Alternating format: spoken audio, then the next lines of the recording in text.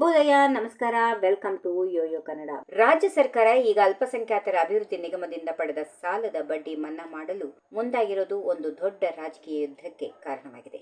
2013ರಿಂದ 2018 ಅವಧಿಯಲ್ಲಿ ಸಾಲ ಪಡೆದವರಿಗೆ ಒನ್ ಟೈಮ್ ಸೆಟಲ್ಮೆಂಟ್ ಬಡ್ಡಿ ಮನ್ನಾ ಭಾಗ್ಯ ಕಲ್ಪಿಸಲಾಗಿದೆ. ಸರ್ಕಾರದ ಈ ನಡೆಗೆ ಬಿಜೆಪಿ ಮತ್ತು ಜೆಡಿಎಸ್ ತೀವ್ರ ಆಕ್ರೋಶ ವ್ಯಕ್ತಪಡಿಸಿದ್ದು, ರೈತರ ಸಾಲದ ಬಗ್ಗೆ ಇಲ್ಲದ ಕಾಳಜಿ ಒಂದು ಸಮುದಾಯದ ಮೇಲೆ ಯಾಕೆ ಎಂದು ಪ್ರಶ್ನಿಸಿದೆ. ಅಸಲಿಗೆ ಈ ಯೋಜನೆಯಿಂದ ಸರ್ಕಾರಕ್ಕೆ ಆಗೋ ಲಾಭ ಏನು, ವಿಪಕ್ಷಗಳ ಆಕ್ಷೇಪವೇನು?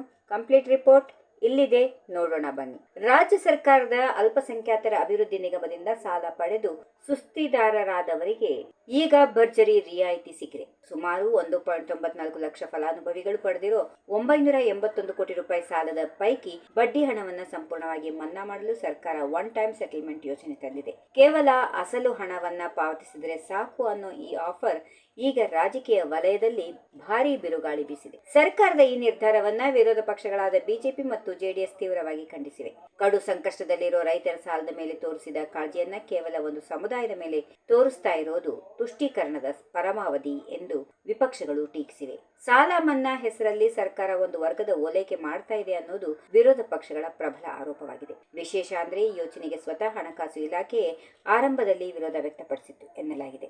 ಒಂದು ನಿಗಮಕ್ಕೆ ಈ ರೀತಿ ರಿಯಾಯಿತಿ ನೀಡಿದರೆ ಉಳಿದ ನಿಗಮಗಳಿಂದ ಇಂತಹ ಬೇಡಿಕೆ ಬರಬಹುದು.